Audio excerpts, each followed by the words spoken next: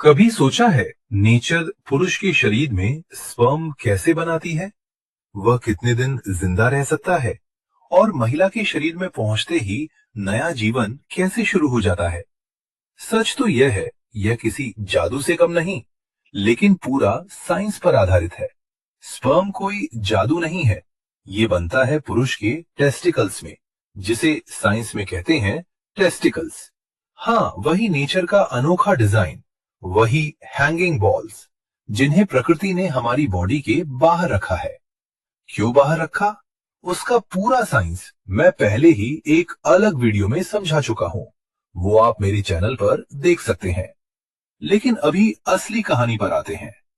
इन testicles के अंदर होते हैं हजारों महीन ट्यूब्स, जिन्हें कहते हैं सेमिनिफरस ट्यूब्यूल्स।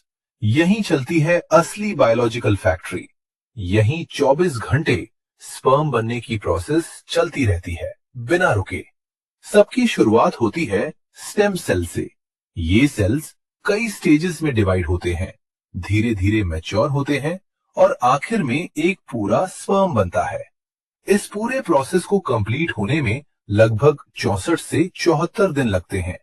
और सबसे शॉकिंग फैक्ट, हर दिन पुरुष का शरीर करीब 10 से 20 करोड़ नए स्पर्म बनाता है। शुरुआत में ये स्पर्म वीक और इम्यूचर होते हैं, लेकिन जब ये एपिडिडाइमिस यानी टेस्टी के ऊपर की मुड़ी हुई नली में पहुंचते हैं, तो वहां ये स्विमिंग सीखते हैं और फर्टिलाइजेशन के लिए रेडी होते हैं। यानी स्पर्म बनना सिर्फ क्रिएशन नहीं है, ये एक पूरा ट्रेनिंग प्रोग्राम है, फैक्ट्री से निकलकर रेस के लिए तैयार होने तक। इस पूरे प्रोसेस को कहते हैं स्पर्मेटोजेनेसिस। एक स्पर्म छोटा जरूर होता है, लेकिन उसके अंदर पूरा डीएनए ब्लूप्रिंट होता है। उसके हेड में आपकी आंखों का रंग, चेहरे की शेप, हाइट और स्किन टोन सबका डिजाइन होता है। मिड पीस में फ्यूल और टेल में जिंदगी की भूख होती है।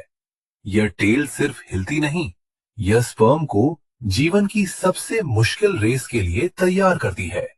बाहर खुले में ये कुछ मिनट ही टिक पाता है। पुरुष शरीर में हफ्तों तक स्टोर रह सकता है।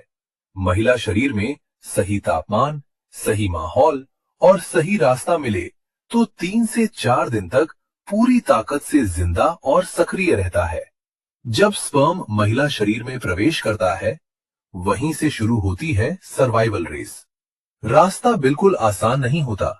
4 करोड़ से 30 करोड़ स्पर्म इस रेस में भाग लेते हैं। लगभग 99.9% स्पर्म रास्ते में ही नष्ट हो जाते हैं। सिर्फ कुछ हजार ही आगे बढ़कर फेलोपियन ट्यूब तक पहुंच पाते हैं।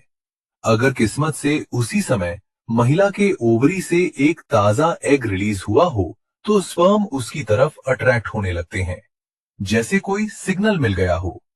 फिर शुरू होती है फाइनल रेस। एक लकी स्पर्म एग की बाहरी लेयर को ब्रेक कर देता है। इसके हेड में मौजूद एक्रोसोम नाम का हिस्सा स्पेशल केमिकल्स छोड़ता है, जो एग की दीवार को भेदने में मदद करता है। जैसे ही एक स्पर्म अंदर घुसता है, एग तुरंत अपनी सिक्योरिटी एक्टिवेट कर देता है। फिर कोई दूसरा स्पर्म अंदर नहीं जा सकता। फिर स्पर्म का डीएनए और एग का डीएनए आपस में मिल जाते हैं। इसी प्रोसेस को कहते हैं फर्टिलाइजेशन। और यहीं बनता है जाइगोट, नई जिंदगी की पहली सेल। एक अकेला सेल जो डिसाइड करता है आपकी आंखों का रंग, आपकी हंसी और यहां तक कि आपकी पर्सनैलिटी का ब्लूप्रिंट। सबसे पहले एक सेल से 2 बनते हैं, फिर 2 से 4, फिर 4 से 8।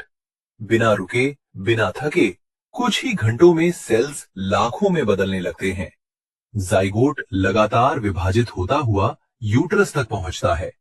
वहां गर्भाशय की दीवार से चिपक जाता है। इसे कहते हैं इम्प्लांटेशन। अब वो डिसाइड करना शुरू करते हैं, कौन बनेगा ब्रेन, कौन बनेगा हार्ट, कौन बनेगा स्किन और कौन बनेगा लंग्स। सेल से टिश्यू बनते हैं, टिश्यू से ऑर्गन और ऑर्गन से पूरा ह्यूमन बॉडी। और 9 महीने की लंबी यात्रा आखिरकार एक खूबसूरत बच्चे में बदल जाती है।